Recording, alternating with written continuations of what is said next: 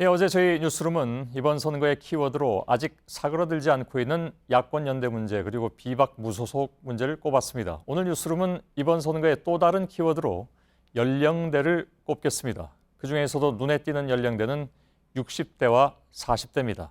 그 이유가 있습니다. 60세 이상의 유권자가 이번 20대 총선에서 가장 많은 숫자를 차지하는 유권자 연령대라고 합니다. 총선으로만 따져보면 이번 총선이 60대 유권자가 다른 연령대를 모두 앞지른 최초의 선거입니다. 중앙선거관리위원회 자료를 보면 4,200만 유권자 중에서 60세 이상은 모두 984만 명, 비율로는 24.4%에 달합니다. 투표장에 갈 수 있는 4명 중에 1명은 60세가 지났다는 얘기죠. 여야의 지지 기반으로 꼽히는 경북과 전남의 60세 이상 비율은 각각 29.8% 그리고 32.8%로 평균을 훨씬 웃돕니다. 자, 시계를 16년 전으로 돌려볼까요? 2000년 16대 총선 때만 해도 30대가 26.4%, 20대는 25%로 가장 많았습니다. 그러나 지금은 30대와 20대는 각각 18.1%와 15.95%에 불과합니다. 이미 고령화 사회를 지나서 초고령 사회 진입을 앞둔 한국에서 이제 선거도 60세 이상의 고령층이 가장 큰 숫자를 차지하게 됐다는 얘기입니다. 이런 유권자 인구 분포의 변화는 예견된 일입니다. 그러나 사실 60세 이상의 선거 영향력은 단순히 인구 분포가 아니라 높은 투표율에도 있습니다. 다시 말하면 인구도 많고 투표장에도 열심히 나가니까 선거에 결정적인 영향을 줄 수밖에 없다는 것이죠. 2000년 16대 총선 때 60세 이상 투표율은 75.2%였습니다. 지난 19대 총선 때는 68.6%를 기록했습니다. 다소 낮아지긴 했지만 20대 투표율 41.5%와 비교하면 여전히 상당히 높은 수준입니다.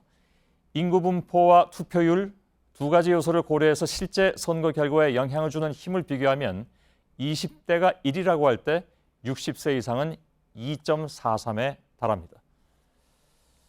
그런 60세 이상을 공략하기 위해서 여야가 앞다퉈 내놓는 노령층 공약은 선거에서 이기기 위한 매우 전략적인 행동일 수도 있겠습니다.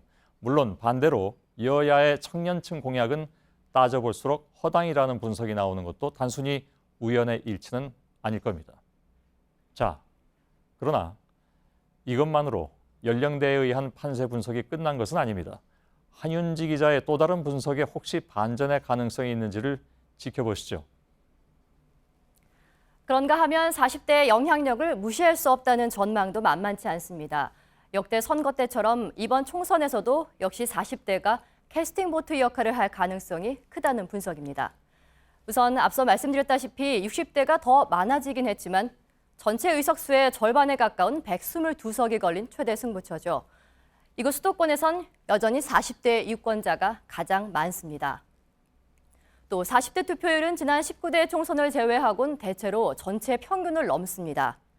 고용 불안과 자녀 양육, 전세 대란과 노후 대비 등 민생 전반에 관심이 많은 40대가 실질적인 한 표를 행사하는 경향이 크다는 겁니다. 그동안의 선거를 보면 40대는 정치적인 균형추 구실을 했고 그 표심에 따라서 승패가 갈린다는 게 많은 전문가들의 분석입니다. 자, 좀 더 구체적으로 들여다보겠습니다. 중앙일보 여론조사 결과를 보면 수도권 10곳 중 8곳에서 40대가 후보 간 우열을 좌우했습니다. 서울 마포갑에서 더불어민주당 노웅래 후보는 새누리당 안대희 후보 또 무소속 강승규 후보를 앞섰습니다. 나이별로 보니 40대 응답자들이 노 후보에게 쏠리는 경향을 보였습니다. 자, 다음으로 서울 동작을에서도 새누리당 나경원 후보가 더불어민주당 허동준 후보보다 앞섰는데 역시 40대가 나 후보에게 많은 지지를 보였습니다. 서울 강동을을 보겠습니다. 새누리당 이재영 후보와 더불어민주당 심재권 후보의 지지율은 오차범위 이내였습니다. 20, 30대는 야당 후보를, 5, 60대는 여당 후보를 적극 지지했는데 하지만 40대에서만 두 후보가 2%포인트 차이로 박빙이었습니다. 결과적으로 두 후보 중에 누가 40대를 더 적극 공략하느냐에 따라서 희비가 엇갈릴 것으로 보입니다. 40대는 정치 성향과 이슈에 따라서 선택을 달리하는 부동층으로 분류됩니다. 각 후보가 어떤 정책을 내놓느냐에 따라서 자유롭게 투표하는 성향을 보이는 거죠. 80년대 민주화 운동을 가까이서 보고 또 젊은 층 못지않게 SNS 이용도 활발하면서 경제적인 안정도 중시하는 40대의 선택. 이번 총선에서 눈여겨봐야 할 핵심 포인트입니다.